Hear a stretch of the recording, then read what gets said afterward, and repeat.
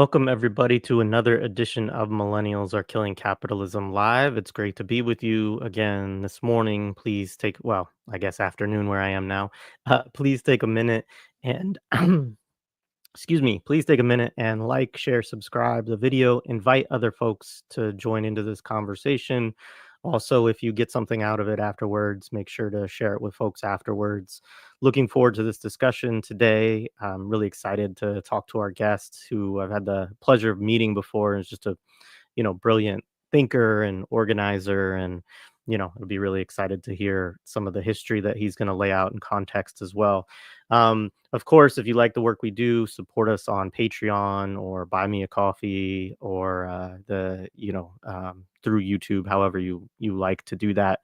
I'll just say a couple things quickly about this conversation. Obviously, there's a whole lot going on in the world, and many people may know that a little over a week ago, I think now, that there was, an attack in occupied Kashmir, which has been characterized in a variety of ways, most of which by people who obviously are seeking to condemn it. But there obviously also is the very real situation of occupation in Kashmir. And we're going to talk a little bit today. Ammar, our guest, Ammar Jan, is, from Pakistan, organizes with a party, the HKP in Pakistan, is their general secretary and a founder of that organization, and also a member of Progressive International. And we're going to talk more about some history, some context, particularly, in relation to India and Pakistan, which seem, close to the brink of war. There's certainly, I read reporting that there's firing back and forth and things like this along the border and so on, which is also a contested border. And so we're going to talk more about that context. We are going to have subsequent questions that will delve a little bit deeper into Kashmir and, the national question there, the politics there, the occupation, and so on. So we will discuss that a bit in this discussion, but this discussion is more going to be kind of a historical overview. We haven't done much of anything historically on millennials in terms of talking about India, the subcontinent, Pakistan, kind of that whole region of South Asia. It's a blind spot, honestly, within our work, and that's one of the things that we want to work on in the coming weeks and months is building out more of an understanding of that history, as well as the current context and the politics and so on. And so we're going to get a great start on that today with our guest, Ammar Ali Jan. So, Ammar, welcome to the show. It's good to be with you. Great to be here, Jared. All right. So why don't we just take a minute and you can share just a little bit of background on yourself and, the party that you're with, maybe a little bit, and, just give people a little bit of context of how you come to this discussion. Well, so I'm based in Pakistan. I'm an academic, and I kind of like in my college days moved towards the left, and mostly I was supporting left-wing organizations and doing some organizing, but mostly writing for left-wing publications and kind of doing the public intellectual role. And it's in 2015-16 when I was finishing my PhD in the UK that I returned to Pakistan, and I was teaching at a public sector university. And this is a time when Pakistan was still, this is the tail end of the war on terror in Pakistan. This is 4 or 5 years before the withdrawal of the US from Afghanistan. And Pakistan has been really at the center of this entire war on terror, and its pre-history as well. The Afghan jihad in the 1980s, the Soviet occupation or presence in Afghanistan, that entire period has profoundly affected Pakistan.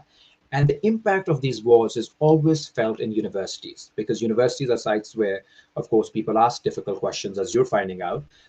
Rulers don't really like people asking critical questions. And these wars were very much brought into these universities, and I happened to be there as a teacher at that time.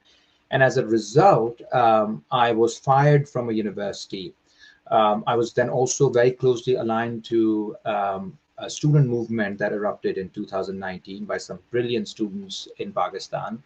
Student unions are banned in Pakistan for the past 40 years, so there are no unions. Imagine there's no elections on campuses.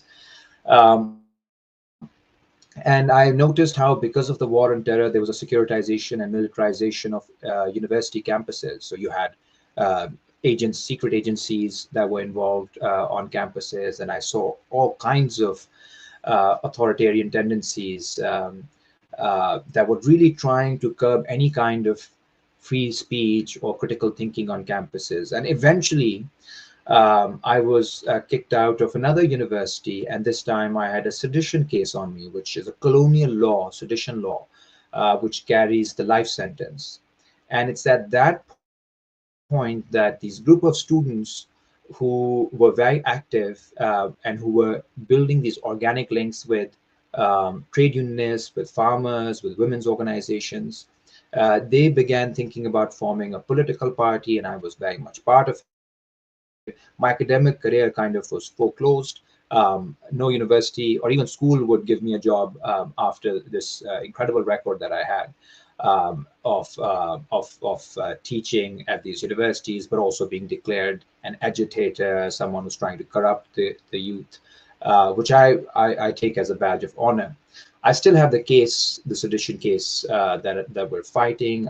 This is with four other members of our party, and our lawyer is a young lawyer, Heather Butt, who was a student in 2019. Now he's a lawyer defending uh, uh, defending us and many others who are facing authoritarianism from the state.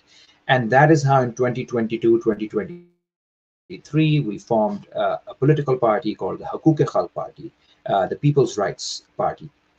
And since then, we've been working on a number of movements, social movements, including students. That's our main base, but also workers, farmers, women's movements, the national question, which is big in Pakistan.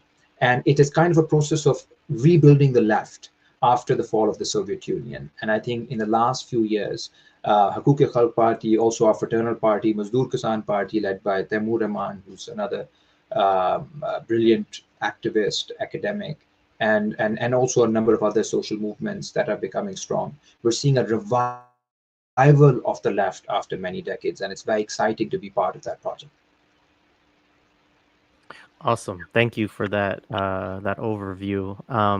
So obviously there, we the impetus for this conversation is obviously current events and very a lot of saber rattling and accusations kind of going back and forth between India and Pakistan right now in this wake of the attack that happened, a couple weeks ago. And but in order to talk about present events, always, it's important for us, on the left to have some kind of historical background. Things don't just come out of nowhere, and tensions don't just rise out of nowhere. And we haven't done a lot of that. So the first thing I kind of wanted you to do is just give some of the important historical backdrop that you think is necessary to begin to start to talk about the events and their implications today. Yeah. Well, I mean, one will have to go back to colonial times. The starting point of any problem in the non-European world uh, can be traced to Europeans. So it's the British who were in India. This is often not talked about as a brutal occupation. This was an extraordinarily brutal occupation. It had genocidal tendencies as well, with famines from the 18th century onwards that killed millions of people, millions of farmers, including as late as during the Second World War. Also, while there was all this debate on constitutionalism and liberty and democracy in Europe in the 19th century, this is the time when it was being said that Indians or the people in the subcontinent are not worthy of rights because they're not even fully human. So it's not the rights aspect, but the human aspect that was in doubt, and it kind of led to this pedagogical or civilizing project of the West, where they thought that they had to really kind of lead India and Indians into civilizations. And despite the fact that this was a civilization that was much, much older than many European civilizations, however, there was this hierarchy that was created. All of this kind of slow planning that the British had in mind, which included kind of dividing communities based on religion, based on other identities, it it kind of underwent a major rupture after the First World War. And First World War, remember, is a time when the myth of European civilization was shattered in the non-European world. Indians were just aghast at the kind of barbarity that the Europeans were capable of doing against even each other. So this is the civilization that people were trying to emulate. A lot of Indian elites at this point felt embarrassed for the first time, those who wanted people to become more British, become more European, when Europe turned the entire continent into a slaughterhouse. And many Indians participated in that war. And it's right after the war ended that you have the birth of the large anti-colonial movement in 1918, 1919, when a lot of Indians demanded that they be given representation at Treaty of Versailles.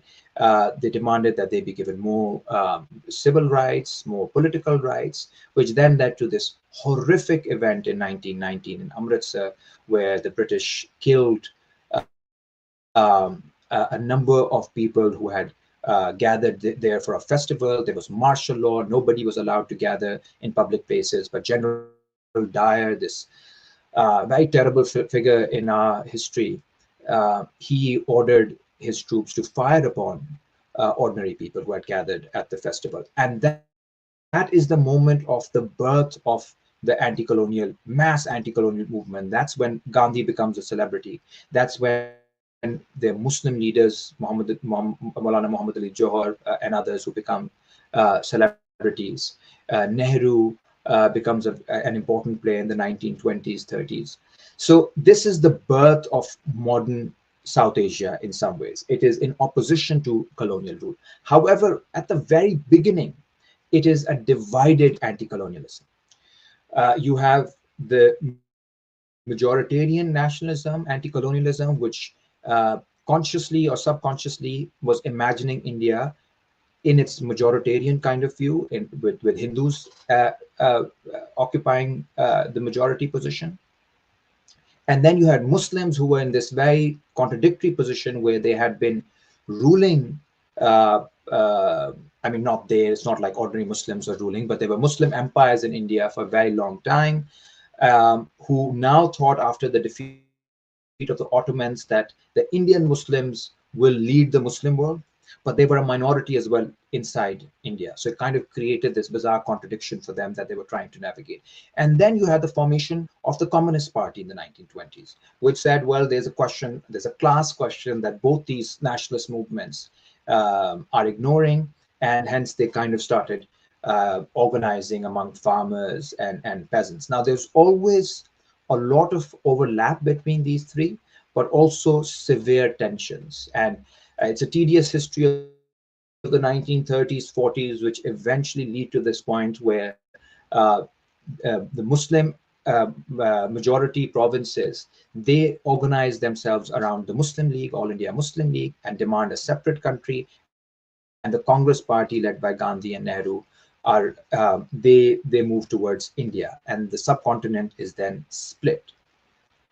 One of the split is, of course, very violent, but one place that never gets fully absorbed into either India or Pakistan is the Kashmir region. And it's kind of this like reminder of that entire process. Both states claim that it's an integral part of their nation, their state, and Kashmiris have a separate point of view, and I think you will have some Kashmiri guests at some point, that their right to self-determination, which has been denied to them for almost 8 decades now, and it is a brutal occupation that continues in Kashmir. Then you have two very different trajectories for Pakistan and India. India in the 1950s, one thing that goes to its advantage is that it's able to create some kind of a constitutional order, and also has this non-aligned tendency. Non-aligned, Nehru is one of the architects of the non-aligned movement during the Cold War. He's initially very close to a lot of the newly decolonized countries. And it is a very contradictory process because at one level, there's an attempt to have a sovereign developmental project for India. At another level, there's no revolution, there's no basic change in the social architecture of India, the caste, the class, the land, the industry. So there's no Chinese style revolution that happens in India, but there is this move towards some kind of national sovereignty, a bit like what was happening with Arab nationalism during the same period. And Nasser and Nehru, of course, were friends. And India tried developing this kind of a contradictory path. It had a majoritarian Hindu tendency within the Congress and outside it, but it was a secular country. It had this commitment to redistribution. At the same time, it was also very much involved in American programs, including the Green Revolution. So you had these contradictions that are very classic of national bourgeois projects. Now, that entire project started unraveling in the 1970s when the Congress Party started becoming more and more unpopular, and eventually Nehru's daughter Indira Gandhi imposed emergency.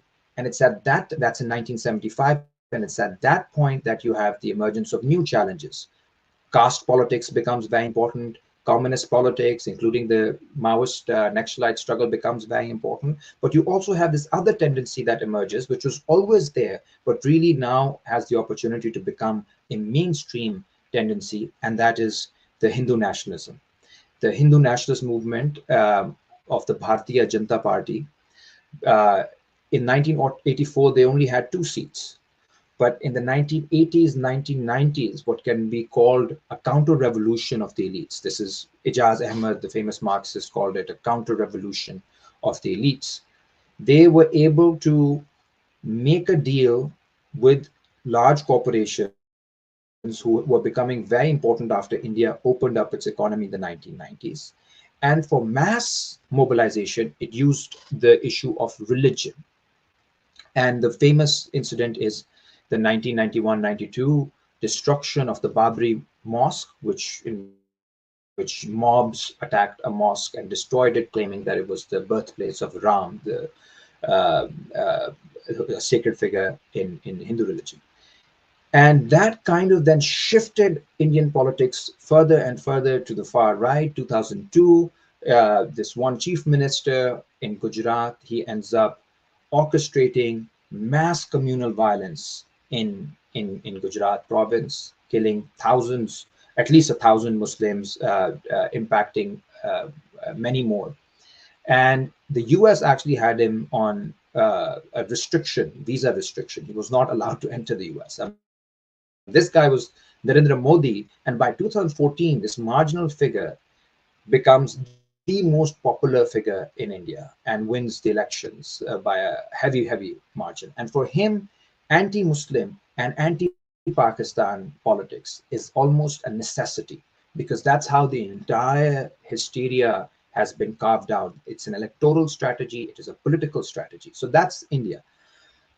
On the other hand, you have Pakistan, which very early on in the 1950s was unable to grapple with the question of building a new republican order. The constitution order in the 50s collapsed again and again, 50s, 60s, 70s. And uh, the elites in Pakistan tried to take advantage of the new Cold War by aligning Pakistan with the US. So we became a frontline state. We signed two very important treaties in 1953 and 54. They were called CETO and CENTO. And that kind of placed Pakistan in the anti-Soviet camp as a frontline state in the fight against communism, which turned Pakistan's military as the main mediator. Because if it's a military kind of alliance, if that's the raison d'etre for a country, if that's what the elites have chosen, why would the Americans deal with the bureaucrats or the politicians? Why not directly deal with the generals? And this aligns with the thinking in Washington in the 1950s, 60s, where they're fed up of politicians demanding too much in the third world.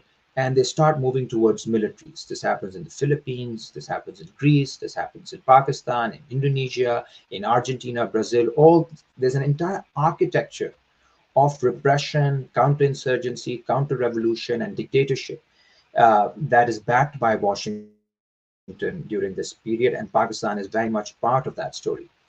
Pakistan is also unable to resolve its internal ethnic or national question. Pakistan had two wings back in the day: West Pakistan and East Pakistan. East Pakistan um, was uh, was partitioned from Bengal in India, and throughout the 50s and 60s, the Bengalis were fighting for their rights. They were demanding more and more equitable redistribution of resources. However, the military kept ignoring their demands, repressing them, and in 1971, this ended up in a full-fledged military operation where we witnessed genocidal forms of violence against the Bangladeshi people, and eventually the Bengali people won, and Bangladesh was formed. This is in December 1971. Moving on, by the 1980s, once again, Pakistan was under a military dictatorship, this time again backed by the US, and the raison d'etre was the Soviet intervention in Afghanistan. We turned into a jihadi camp. Back then, of course, Ronald Reagan compared them to the moral equivalents of the founding fathers of the US. This included people like Osama bin Laden and other nice folk who were based in Pakistan. And this was a huge infrastructure. Like I grew up in the 90s, so I'm a millennial, so we saw all of this like in front of our eyes. And these were books that were being published by the University of Nebraska that was circulating in Pakistan, teaching people the importance of jihad. And the brain behind all of this nonsense was this congressman from Dallas, Charlie Wilson. So there's a movie, Tom Hanks movie on this as well, Charlie Wilson's War. And it's unfortunate though that in that movie as well, they think that Americans made mistakes, and it's weird that Americans only make mistakes; they never commit crimes, unlike other countries that commit crimes. So it was a mistake to destroy Afghanistan, destroy Pakistan, destroy millions of lives, and then America moved on. But then we had to live with the remnants of that destruction.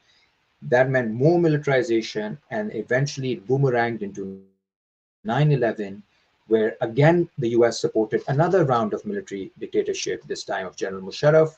After 9/11, this was a great fight for democracy and freedom in Afghanistan and Iraq and Libya and Syria, but through the support of a dictatorship in Pakistan. So those contradictions have been very, very clear to people in the global south and to people in Pakistan, these contradictions of imperial policy.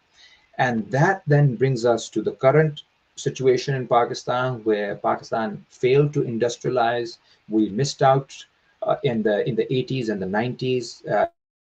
Instead of building any long-term industrial development, we built a militant industry. That eventually started affecting Pakistan. We had a major problem with terror, including the murder of school children in 2014 by militant organizations in Peshawar, which is a very tragic event in our history. And we also allowed the US to kill our people in drone strikes. We became the first laboratory in the world where drones were used for military purposes. And that has put us in a position where 25 million children are out of school. 80% of the water is not good, not fit for drinking. 40% of the people are malnourished. And that is the kind of world that was constructed as a result of the fateful decision to align with the US in the 1950s. And now over 50% of our budget is spent on repaying loans to the IMF. So we're in a difficult situation. And on top of that, now we have this war to worry about. So things are getting harder. Thank you so much for laying all of that out. I mean, I know it's a lot of history to cover, and as I kind of joked with you the other day, we could easily spend 5 hours plus delving into this history to get into all of the nuances and important developments and phases of it. So I appreciate you kind of laying all that out so that we could get to some of these current events. Let's talk a little bit about kind of bringing into the current political leadership in both countries. In the West, we do hear about Modi a bit more because the right wing Hindu nationalist kind of project is likened often, to right wing currents or fascistic currents that we see in other places around the world, whether that's Netanyahu or Bolsonaro a few years ago, or Trump or Erdogan in Turkey, Putin, and so on, right? So it's often kind of lumped into these right wing kind of authoritarian tendencies. So, I mean, you're welcome to talk a little bit about India in that respect as well, but we don't hear as much about Pakistan in the United States. And, obviously you've given us some of that context where we can begin to talk about how things are today. But, I wanted you to just kind of situate the current leadership within kind of the political economy of both countries in this moment as well. Well, you rightly pointed out, India does have a right-wing, far-right government. It's a government that's accused by its own people, its progressives inside India, as being far-right, as being premised upon hatred of Muslims, of castes, of Pakistan. It's also a country that increasingly wants to play the role of the frontline state for the US. That's very important to remember. It's Pakistan is not the only country that the current government has issues with. If you go to Nepal, the Nepalis will tell you what India's role has been, including its decision, Modi government's decision to create a blockade of Nepal when it was undergoing reconstruction after the earthquake. So you can imagine the cruelty of that decision, basically blocking aid to the Nepali people, and the Nepali people haven't forgotten that. Bangladesh just witnessed an uprising, and it was equally, in equal measure, an anti-Sheikh Hasina, but also an anti-India uprising, because there was this feeling that India was trying to control the levers of power in Dhaka. Similarly, in Sri Lanka, the current government is a government that historically has been very opposed to India's meddling in the affairs of Sri Lanka. Then Pakistan, again, we have historic kind of grievances with each other. But then China, so India from the 1960s has had very tough and conflict-ridden relations with China.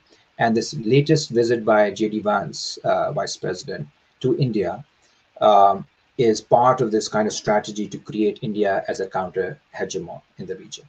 For Pakistan, as I said, we have a slightly different problem than outright fascism. And why I say that is because there's no kind of grand project.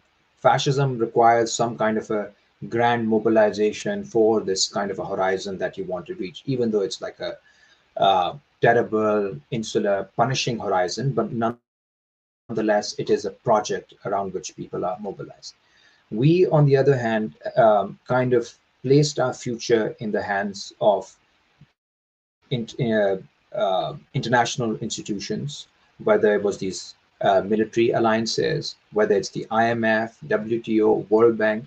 Um, I mean, right now, as I said, we spend over 50% of our budget repaying loans at a time when 40% of the people are malnourished. And these loans basically go towards this very consumptive elite. So our elites are doing remarkably well. If you look at all the um, statistics from Dubai or London or any of these places and see who are the biggest investors in real estate, Pakistanis are right up there. So that's one cause for like national pride. Except that people on the ground don't have enough to eat. And all of this is through borrowed money borrowed from international financial institutions. But when it comes to repaying those loans, there's no work done on industrialization. There's no reform of our feudal structure, no reform of our bureaucracy, no reform of the military. And it ends up so happening that we have to extract all those resources from the poor. through taxation, through inflation, through cuts in education, health, and basically austerity for the poor and socialism for the rich. Now, the key mediating force in Pakistan is the military. And that again is because of the history of the 1950s and 60s, the intimate relationship between our generals and Washington. That has been the story of Pakistan. Pakistan has played, as I said, a key role in the region in destabilizing the Soviet Union, destabilizing the socialist government of Afghanistan in the 1980s. Um, and that has been a very um, that's been a part of our history, which eventually has ended up also hurting us, not only in terms of eroding civil liberties and democracy in Pakistan, but also supporting a state-sanctioned Islam, which was a strategy of the military and the ruling classes to undermine any kind of left-wing alternatives or any kind of nationalist ethnic aspirations. All of this had to be undermined by saying, well, we all are Muslims, so or any other kind of contradiction goes away. Now, we know through the history of any kind of struggle, whether it's in Palestine, whether it's in Yemen or any other part, that uh, there are all kinds of contradictions within the people that are represented by different political entities. And hence, the division of a people into classes, into ethnicities, into caste relations, and eventually into political organizations is a necessary part of moving the dialectic of history forward. And this attempt of the Pakistani state was to prevent any movement forward by pushing a very state sanctioned and Washington sanctioned and University of Nebraska prepared Islam and jihad onto us. So this is nothing like the axis of resistance, what we saw in Pakistan. This was very much the powerful trying to discipline the people, a bit like what happened in Indonesia in the coup against Sukarno and the murder and genocide of communists there. Again, it was Islam used by the elites to create the sense of hysteria against political activists. So so anything, whether it's Islam or democracy or any other category, uh, they can have very different uses. They have a very different use when it's being used in Kashmir, where there's a liberation movement happening, when it's used in Yemen or Lebanon or Palestine. It's a very different kind of iteration of the same idea. And in Pakistan or Indonesia or many other countries, it has a very different genealogy, very different history. So it's very important to understand those kind of historical tendencies, genealogies, before supporting or opposing anything based on a word. Democracy. Democracy has been used for counter-revolutionary purposes, including for imperialist assaults, women's rights. We all believe in that, but it's also been used to contain and destabilize governments. Any word can be used to subvert progress, even though the word appears as emancipatory. So finally, I think for the current moment, we have a government that has very little legitimacy in Pakistan. We had a Prime Minister, Imran Khan, who was getting quite unpopular towards the end of his tenure, but he had a falling out with the military. The military had him removed through politicians that had gravitated towards the military. Before that, these politicians were opposed to the military, and the military was with Imran Khan. So I don't won't bore you with this kind of tedious history of what happened 3-4 years ago. But eventually, it ended up with Imran Khan being jailed, and this again is not new. Prime ministers in Pakistan are often, for a while, blue-eyed boys of the military, but then they fall out of favor the moment they start taking their job seriously as prime minister. uh, Zulfikar Bhutto, who was very much, had a left-wing nationalist program. His government was overthrown in 1977, and then he was hanged in 1979. in order to facilitate the Afghan jihad. And Imran Khan now is in jail, and despite being in jail, his party won the elections in 2024. But then there was this very awkward rigging, almost like borderline hilarious ways in which they rigged the elections. So the results up until midnight were something else. Then these people in plain clothes just went in, and when you have the gun with you, you can rewrite the truth, and they rewrote the truth in which Imran Khan lost. And now you have a government, and the reason why I say they're not really fascist is because they don't, they've come to this conclusion that they don't uh, need to be loved. They want to be loved, but they don't need to be loved, which is kind of like a general dire way of thinking. It's a very colonial tradition, which says, you don't like us, that's okay. What we're interested in is that you should fear us. So we don't want to be popular. Unlike, like, the fascist desire to also be loved, that narcissism, I think that's no longer there, which is why it's a state that's become more akin to a colonial, neo-colonial state. And I'll just end by saying also that it's a state that's trying to navigate between its relationship with China and the US. And that is, again, tearing apart the internal social fabric of Pakistan. Yeah, great. And I know we'll get to that a little bit more later because I do want to talk to you a little bit about the kind of geopolitical elements here, who might be positioning or advocating for India or Pakistan to do one thing or the other, and kind of thinking about that modern context as a little bit more.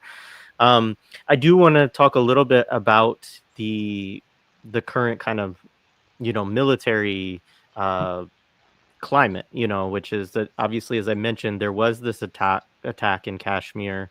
Um, on some level, it seems a little bit mysterious because I know that there hadn't been obviously there's been an armed struggle in Kashmir, so that aspect is not new.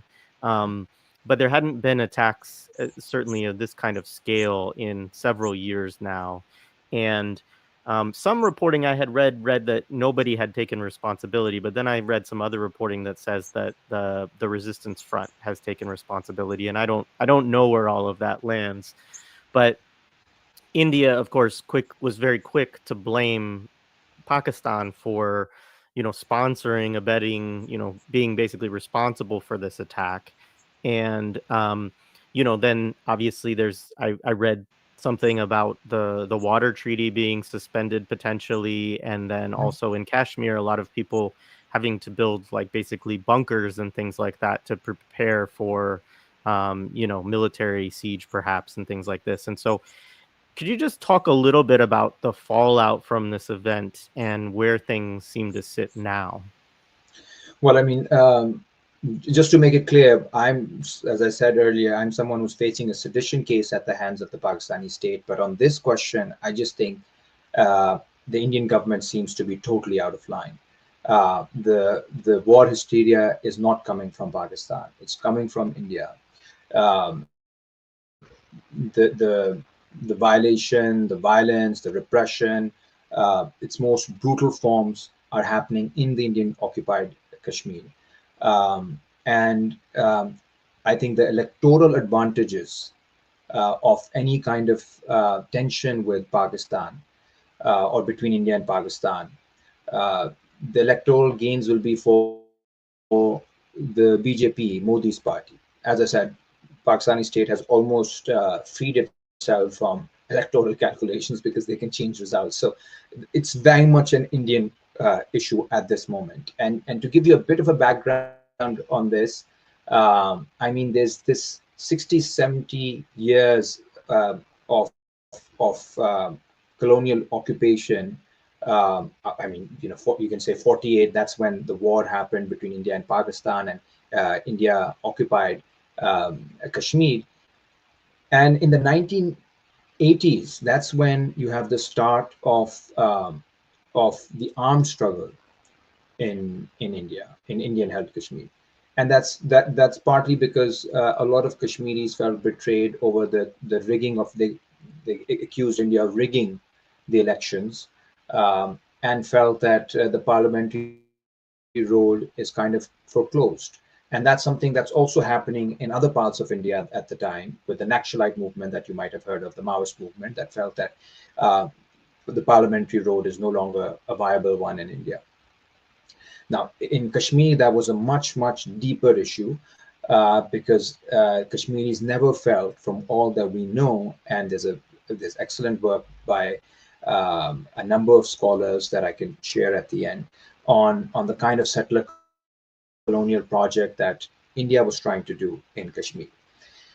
By 1990s, you have a lot of weapons in the area because of the Afghan Jihad.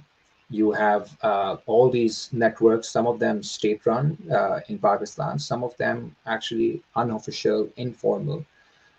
And this kind of huge market of weapons is circulating in Chechnya, in Bosnia, in Afghanistan, in parts of Pakistan, in parts of Iran, and they also then end up in Kashmir. So this is a different story that should be written, and I don't think anybody has done really good work on the logistics and arms circulation in the area as an afterlife of the U.S. Sponsored jihad in Afghanistan. By the way, it still continues, and my partner actually is working on the afterlives of NATO supplies in Pakistan. They're still circulating, and you have these like bandits in small town Pakistan who have these like NATO rifles and weapons, which is a different story altogether. We should discuss that at some point. But on this one, India's response to the Kashmiri uprising was incredible brutality. At least 100,000 killed. Some would suggest 600, 700,000. Torture, sexual violence, missing persons, all of these were part of the playbook in Kashmir. And from time to time, Kashmiris would engage in acts that would be spectacular in order to gain international attention, which again is a very common strategy in guerrilla warfare. And every time that would happen, Pakistan and India would be on the brink. Now, India had a case to make because Pakistan at that time, in the 90s and early 2000s, was openly aligning itself with some of these groups as freedom fighters. After Pakistan joined the war on terror in 2001, Pakistan did a massive crackdown on any kind of group, militant group that was operating within its territory.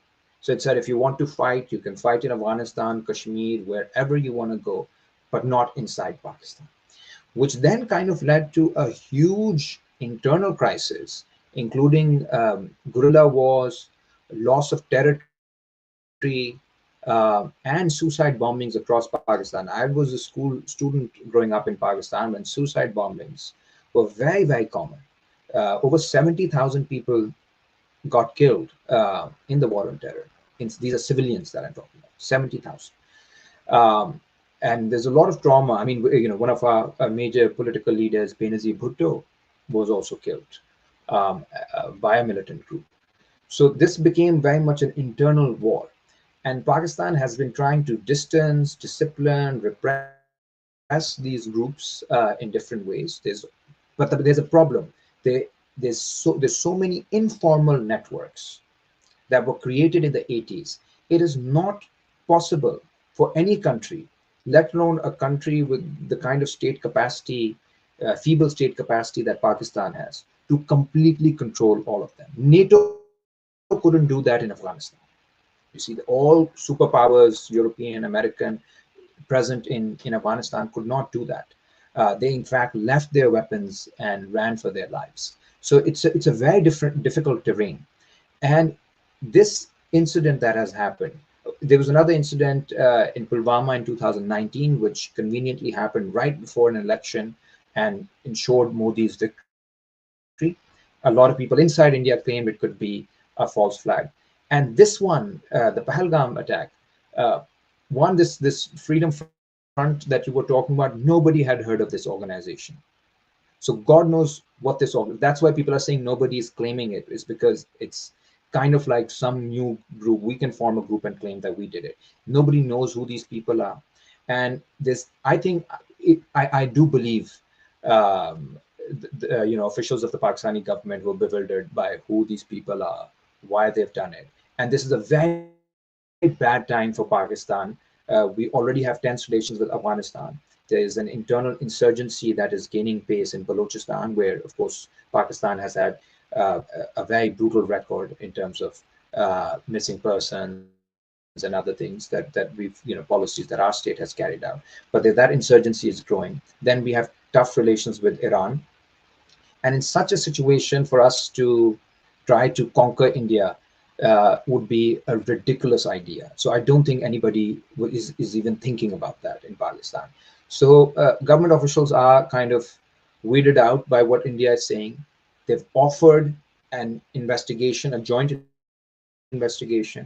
They've also offered that let there be a global, transparent investigation led by any number of countries that India wants to be involved. So that all of that has been rejected by India. India insists it was in Pakistan. India wants Pakistan to act against this group, but Pakistan doesn't know what this group is, who's leading it, who to act against. And now the narrative in Pakistan is that this is part of India's attempt to become this kind of global uh, hegemon. It has violated the Indus Water Treaty. It feels that it can get away with that. And I say that with a lot of uh, partly anger, but also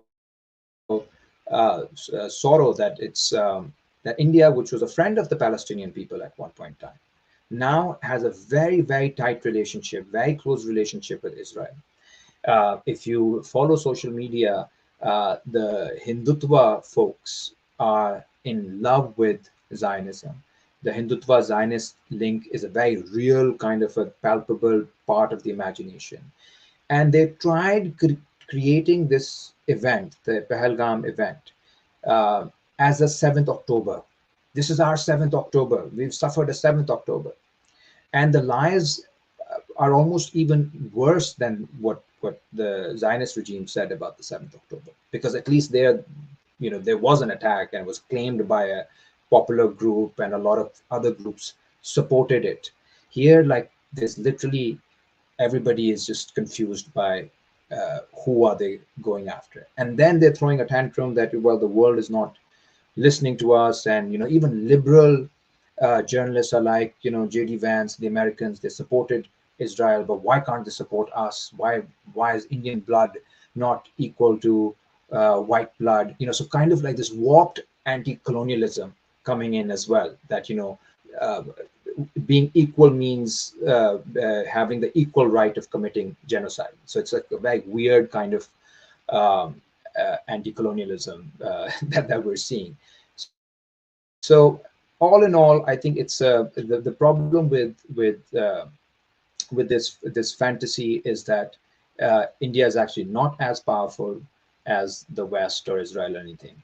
Pakistan is, of course, one with all its problems. This is not a normal third world military. This is an extremely, extremely well-armed military with nuclear bombs. China is not happy with India. China will back Pakistan. Also, America was hoping that Pakistan will pivot towards it in the new Cold War. So America is not too enthusiastic about India's tantrum either. So I feel like I'm hopeful, very, very hopeful, that this belligerence will die down with some kind of rapprochement. But it kind of does tell you what a dangerous situation it becomes when you have electoral calculus, right wing populism, and that combines with global imperialist geostrategic interest in the region. Then you have this kind of a situation that brings two nuclear powers onto the brink of war. Right on. Thank you. I would say to the audience, if you have questions for our guests, go ahead and drop some of those into the chat, and I'll try to see if we can get to a couple of them. One more question from me before we do that. I mean, one, I'm interested in if you could say a little bit about the context in which India and Pakistan got nuclear weapons, because I was a little bit surprised, honestly, reading. I mean, this has been in all the news, but I was a little bit surprised more so that Pakistan had them. I mean, I imagine it has related to the frontline Cold War, situation, but I'm just a little bit of that is interesting. And then if you could say a little bit more about, um, the relationship of China vis-a-vis India and Pakistan, as well as the US or West related to them, just to talk a little bit more about those geopolitical, geostrategic kind of elements of this. So in the 1950s, India and China were very close. Pakistan also had relations with China. Pakistan accepted the new government of the Communist Party of China in 1949, 1950. So, but we didn't have very, very close relations. In fact, Nehru and Chou Enlai were emerging as close friends in the 1950s. This is the Bandung Conference, where both of them were present and were architects in some ways of the conference. For various reasons, including border disputes, China and India eventually went to war in 1962, and that kind of ended that relationship. Now, this has to be seen in the backdrop of the Sino-Soviet split. You have Mao moving away from Khrushchev, and this is like part of a global kind of split in the communist international movement. And India was not part of the communist movement, but was closely aligned, almost like communist adjacent when it came to international issues. Uh, War with China and closeness with the Soviet Union meant that Indian Chinese relationship kind of froze from 1962 onwards. On the other hand, the Pakistani security establishment's entire worldview is around the Indian threat. And the moment India and China had a falling out, Pakistan started developing good relations with China. This is in the 1960s. Actually, Zulfikar Ali Bhutto, whom we just mentioned earlier, who was hanged in 1979. He was the foreign minister in 1960s, and back then it was a much more interesting time in the sense that even in conservative governments or centrist governments, you'd find these old kind of bureaucrats who were aligned or really liked Marxism or liked decolonization. This is the general kind of atmosphere of anti-colonialism, decolonization, Second World War, Stalingrad.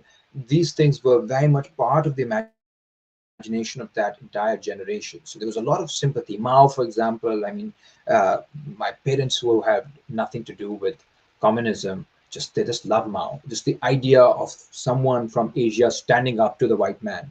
For that generation, that was, this is a generation that wanted a place in the world after 200 years of submission to Europe. So Marxism had a lot of prestige. And Bhutto had this kind of tendency, and he cultivated very, very good relations with again, Chu Enlai, but eventually also Chairman Mao. He was the last foreign dignitary to meet Mao in 75. In any case, those relations cemented in the 1965 war between India and Pakistan, where China supported Pakistan. And the only trouble for Pakistan was that China and America were not on the same page. But when Nixon went to China, that problem also got solved. So Pakistan was happy to be a frontline state for the US, but buddy with China as well in case India attacked.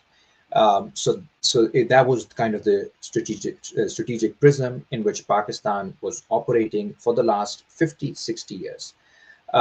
It's also during this time in the 1970s when again Zulfikar Ali Bhutto became the prime minister, and this is right after the separation of Bangladesh. Pakistan felt that it had a very real threat from India. India by that time had acquired a nuclear bomb. So Pakistan did this amazing kind of international network of scientists and smugglers. It's again a story that needs to be told at some point. I wish we had a better film industry in Pakistan, so we could have made a Hollywood style, or maybe better. I shouldn't even say Hollywood style. Some of the stuff coming out of Hollywood, I'm not too sure about. But some kind of a movie on how uh, all these materials were brought into Pakistan, and this was again part of this moment of 1973. This is the Israel-Arab War. Pakistan hosted the Islamic Summit Conference in 1974, where all Muslim leaders converged. It was they took a very hardline position against Zionism, but from a very progressive perspective. And that's when also the search for the bomb became very important. And yeah, Pakistan acquired the bomb. This one of the reasons given for overthrowing Bhutto's government, and it was a CIA-backed coup, is that he went for the bomb and was punished. Uh, but however, every government afterwards kept the bomb. And in 1998, when India tested its nuclear weapons, that's when Pakistan publicly tested its nuclear weapons and became recognized as a nuclear power.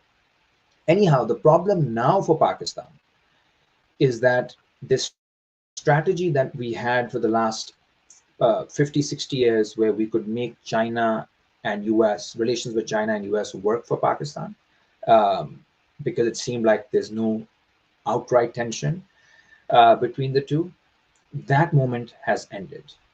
Um, and especially with the current regime that the Americans have elected, there's no chance of any kind of peaceful coexistence. And the message has been given very, very clearly by the Americans that you cannot work with the Chinese anymore. And this is something that the former chief of army staff, General Qamar Bajwa, told parliamentarians in a briefing, which then was leaked, that we've been told very clearly that you have to choose. And one of the reasons why Pakistan was punished uh, by the IMF, the last few years have been very, very tough, is because they do not want Pakistan to participate in CPEC, the China-Pakistan Economic Corridor, which is part of the Belt and Road Initiative. And there's also a lot of support for any kind of ethnic group that rises up against these projects. Now, we have our own historical internal problems with, for example, the Baloch, who have been oppressed.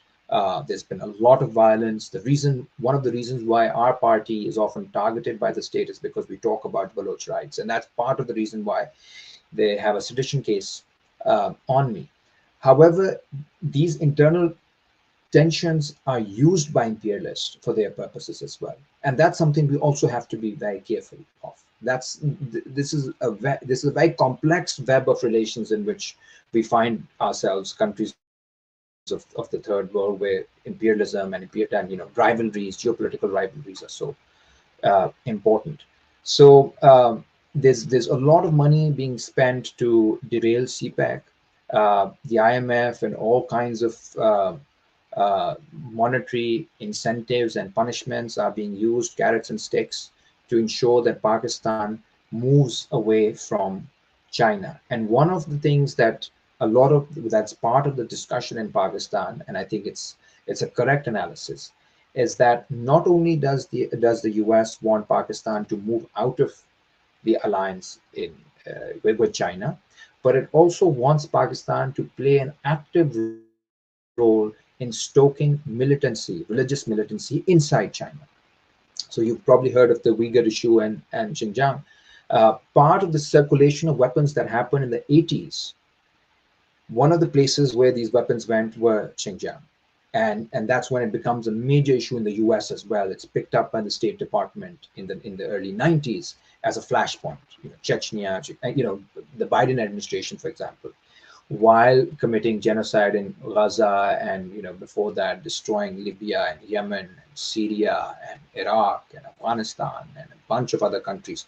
The only place where they cared for Muslim rights was in China, the Uyghur Muslims, right? So it was very clear that this has very sinister kind of undertones. I'm not making any claims on what's happening inside China or Xinjiang, but from the US perspective, the idea is to use Pakistan and also Afghanistan. Remember, they've reopened dialogue with the Taliban regime to use this region and Central Asian countries to block China in Central Asia through religious militancy, while blocking them on the other side from Taiwan, Japan, Philippines, Korea, and finally making India the main counter hegemon against China. That is part of the ideal kind of strategy for imperialism. But I think India is undermining that, even that strategy, by trying to cross a line that even America does not want it to cross. So it'll be very difficult for America to actually align all the pieces so neatly together.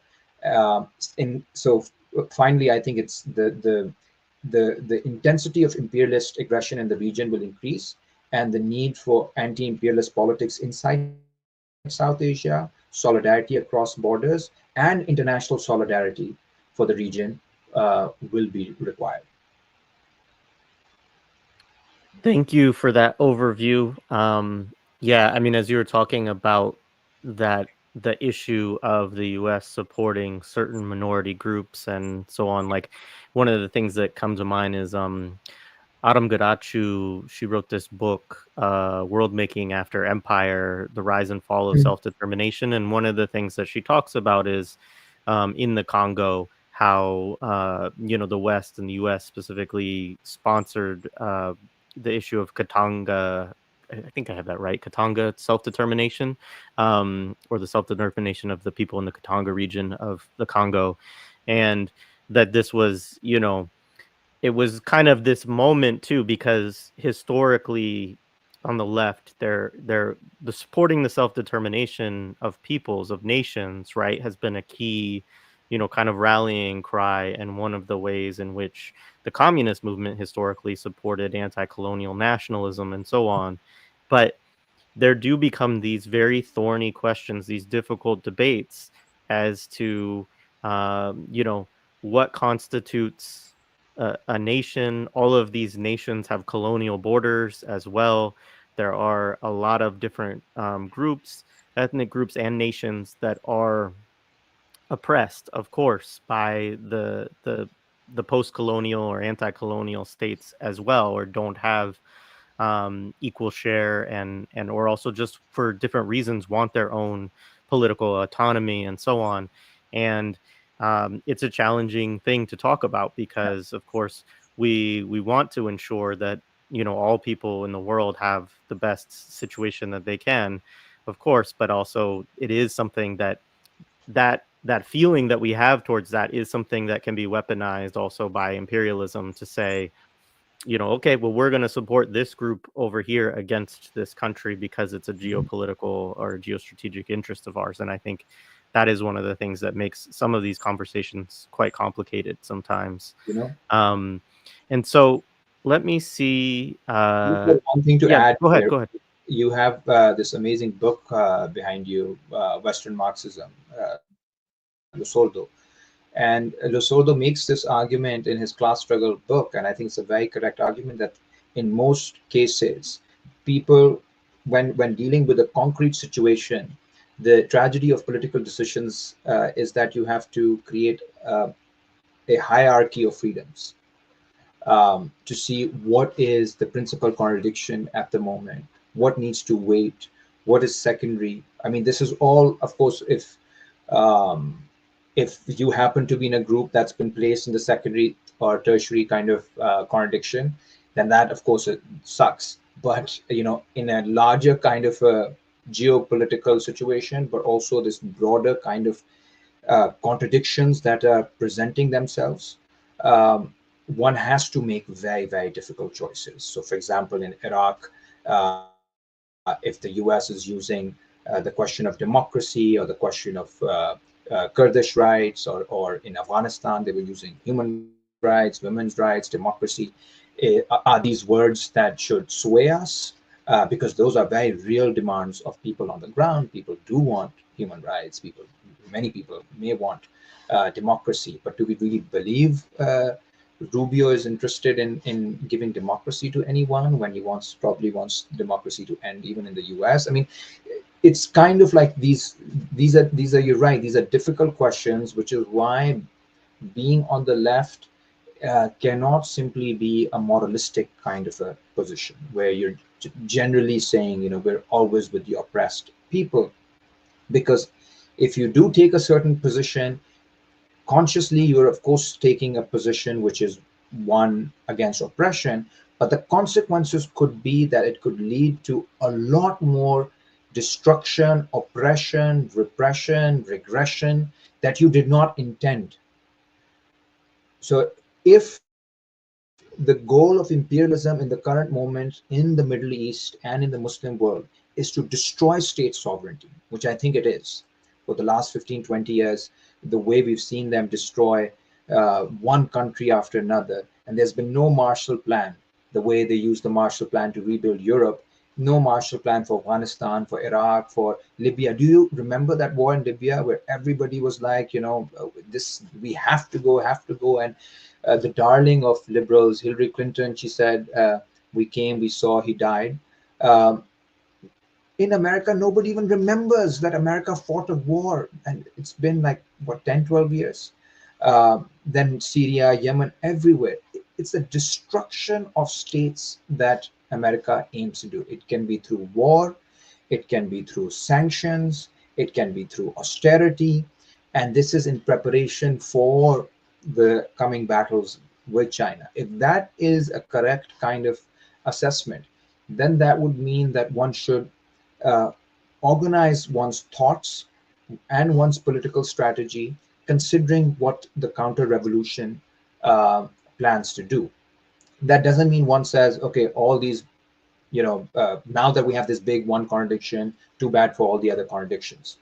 You guys just have to wait perpetually. It means creating a more complex relationship between these contradictions so that the primary contradiction also ends up expressing the demands of the secondary and tertiary contradictions. That is the point of creating the strategy, because the claim is that if we are unable to deal with the primary contradiction, then there's no way that the second or third tertiary contradictions can ever be expressed in any genuine way other than the formal way in which Afghanistan had a democracy, or Libya is free, or Iraq is free.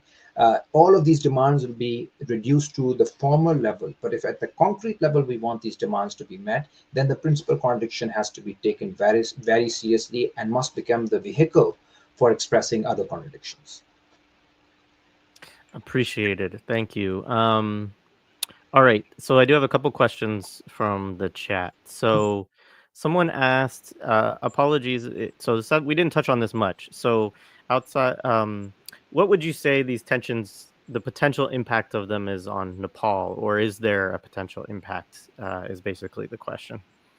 Well, I'm not sure if the current impasse has a direct, like the India-Pakistan impasse has a direct relation, but broadly speaking, Nepal is very much part of the crisis that's engulfing South Asia. It has tense relations with India. It has good relations with Pakistan, but it's kind of meaningless because it's a landlocked country and the trade with Pakistan is negligible. It's run by the Communist Party. The opposition is also the Communist Party. So it's probably the only country that has the top two parties are communist parties, and they accuse each other of being not communist enough. I would love to be in that situation if that's the scope of debate.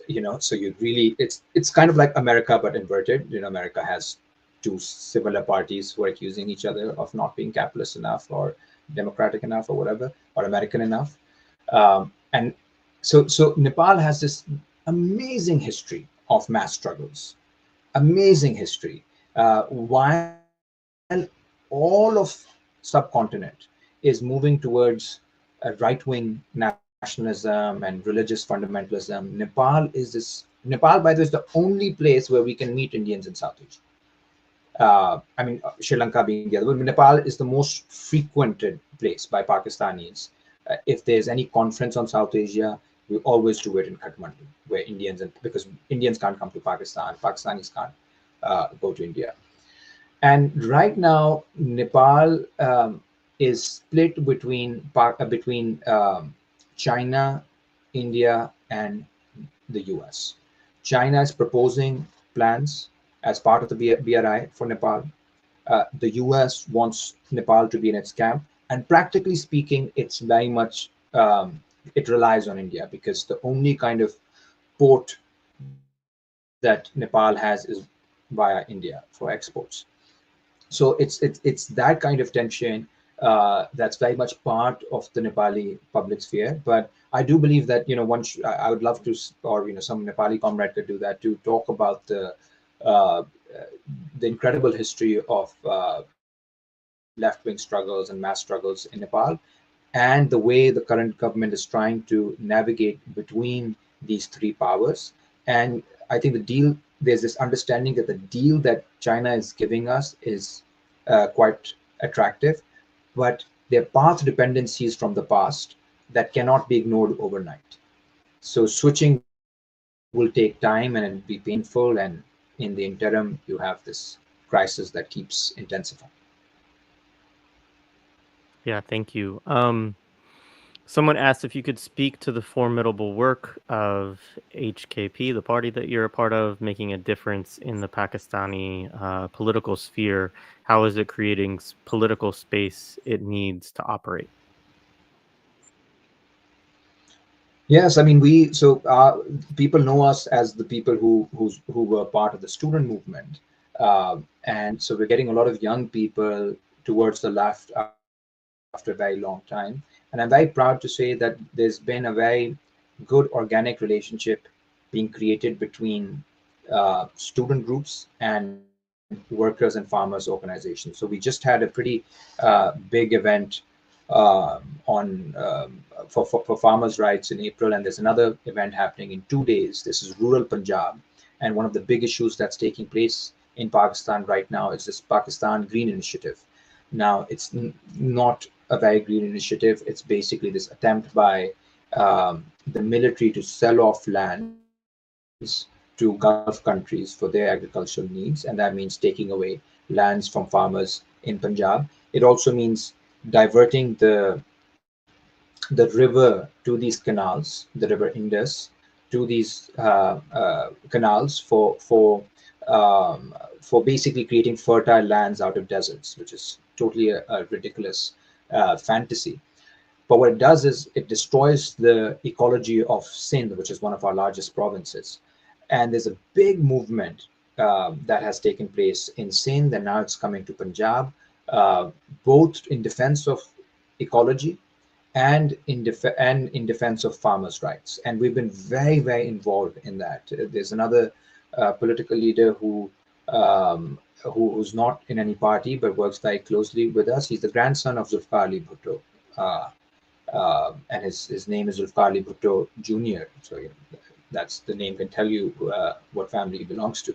And he's been very, very active, and it's been very inspiring to see his work. And he's coming to our events in a couple of days. There's this other individual, Dr. Taimur Rahman of the Mazdoor Kisan Party, the uh, Workers and Peasants Party, who has a pretty big channel as well, Lal TV on YouTube and Red Star, and he's been very active on a number of things, and we work very closely with him as well. So what's happening is, after this moment of defeat in the 90s 2000s, where you had complete evaporation of progressive voices, you had corruption in the public sphere, you had hopelessness, we're slowly rebuilding by bringing together all these different threads.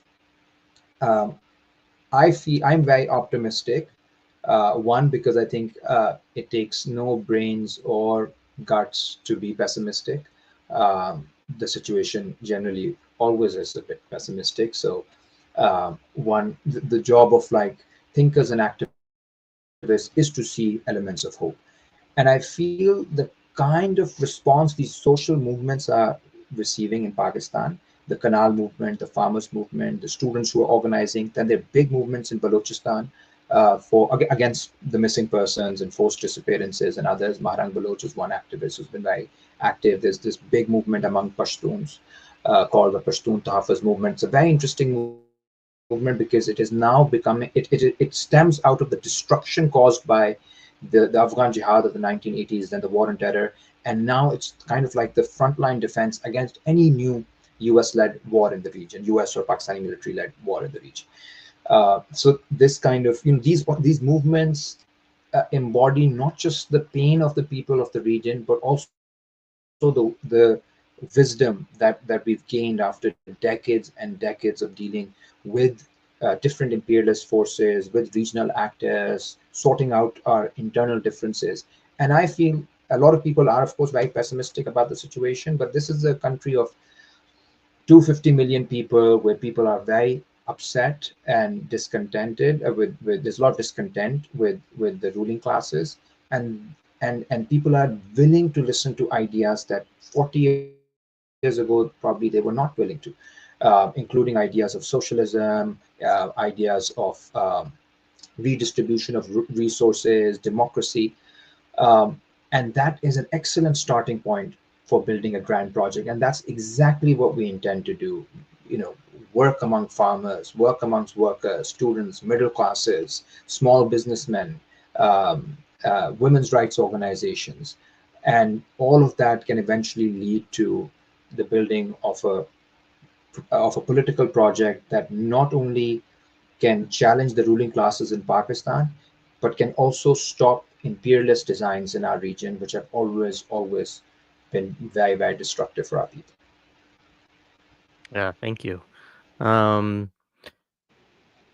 Chirimacha asks, given that there are huge cultural differences between North and South India, where indigenous languages are, is the conflict surrounding Kashmir being viewed the same in the South as in the North? Do you have any thoughts No, on I that? don't think so. Yeah, I mean that there's a lot of literature. I've not been to South India, but there's a lot of literature on that. The Pakistan problem is very much a North Indian problem. The anti-Pakistan, anti-Muslim sentiment, by and large. Not saying that nobody in South India would be concerned, but this is very much what they call the Hindi heartland. All these big provinces, Bihar, Uttar Pradesh, Maharashtra, all the way up to Delhi and Punjab. And so this entire problem is very much part of the Hindi heartland, part of North India. Similarly, the issue is not being viewed with the same lens even inside Pakistan and, for example, Balochistan. They couldn't care less because they feel that they've always been marginalized. So there's that problem. Uh, these are big countries with very diverse populations, and one of the reasons why um, a, a lot of the military establishment or sections of the ruling elites are nervous about these populations is because it's very difficult to bring everyone into this one national rhythm. It's almost impossible. And it's a pretty common problem in India, for example, that during cricket matches, Muslims tend to support Pakistan, Indian Muslims. Again, not everyone, but many do. And they register cases against those people, they beat those people, they arrest them. It's just like, you see the partition playing out everywhere. It's very much an unfinished kind of a business. And the regions as huge and as diverse as India, Pakistan, Bangladesh, it's just impossible to ever have that kind of a unitary form of nationalism. I think it's impossible anywhere, but for these regions, it's even more difficult, in my opinion. Yeah, thank you. All right, I'll ask one more question and then we'll wrap up. Um, so the question is, do you know how many? So this is sort of a question about immigration out of Pakistan. This person's in Spain and is experiencing a lot of Pakistanis coming to Spain at this time. Um, how do you think about that issue of the outflow of people from Pakistan? And I mean, maybe to some extent, I'm sure this is an issue that your party has to think about as well, and develop a position around. So I'm curious about your thoughts on that. Well, I think it's a tragedy.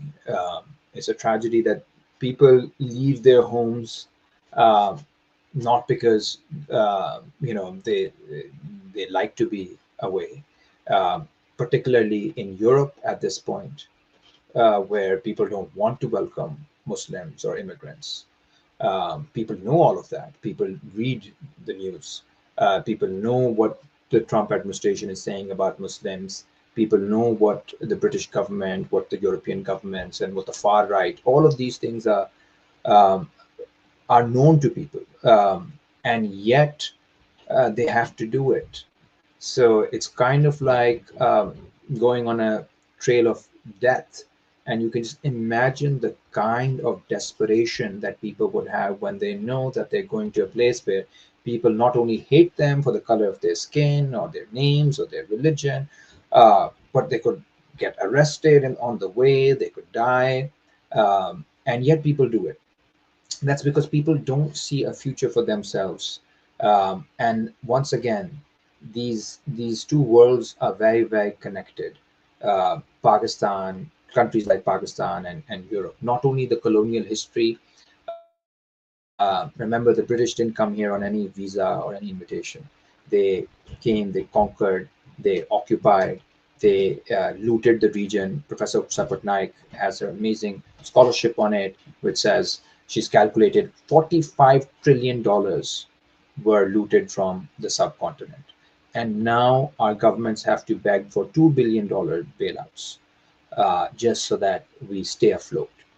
This is the historical kind of uh, exploitation that's created a situation of the periphery and the core. This is not something that's a geographical issue. It's an issue of a social relation where a core developed out of this like excessive exploitation of the colonial world. And since independence, a country like Pakistan, we just went right into the American camp. And the American camp gave us constant wars, loans to just prop up the regime, prop up the elites, ensure that they have these like hyper consumptive lifestyles. Their children can go study around the world. They have properties all over the world, but giving them enough firepower so that they could enact counterinsurgency on their own people, creating the problem of militant religious groups in the fight against the Soviet Union. Then putting sanctions on Pakistan for not controlling militant groups. Then bringing Pakistan into another war, the war on terror, that destroyed the region more. Again, giving benefits to certain favorite generals and politicians, nothing reaching the people except misery, bombs, war, terror, like that whole period. It was a terrible period. And after all of that, and you have the IMF, World Bank, WTO pushing the worst kinds of austerity on Pakistan. Uh, we had our finance ministers started arriving, like were being appointed uh, by the government. These finance ministers from the 90s onwards were often World Bank or IMF officials. Can you believe that? The state bank governor was an IMF official, so they would be working in the IMF, then join Pakistani government, negotiate a deal with the IMF, so IMF dealing with the IMF, and then go back to their job in the IMF. And all those deals destroyed our economy, destroyed our agriculture, destroyed our education system, destroyed our healthcare system. And eventually, Biden told us that trickle down economics doesn't work. And now, Trump is saying free trade doesn't work. But this was pushed on our people, and millions of people were pushed into poverty. So these wars, this loot, this plunder, this austerity It is the fault of our elites, but it's also the fault of European elites, American elites, who used our people's labor, our people's aspirations, their honesty, for very nefarious purposes. Um, and now they think that it's a huge problem that there are too many Pakistanis in London, there are too many Pakistanis in Belgium, in Germany. Well, there are too many Pakistanis in London because there were too many British people in our part of the world exploiting our world. The Pakistanis over there are doing like, they're the proletariat, they're doing work. You were looting this country, running this country, repressing the people.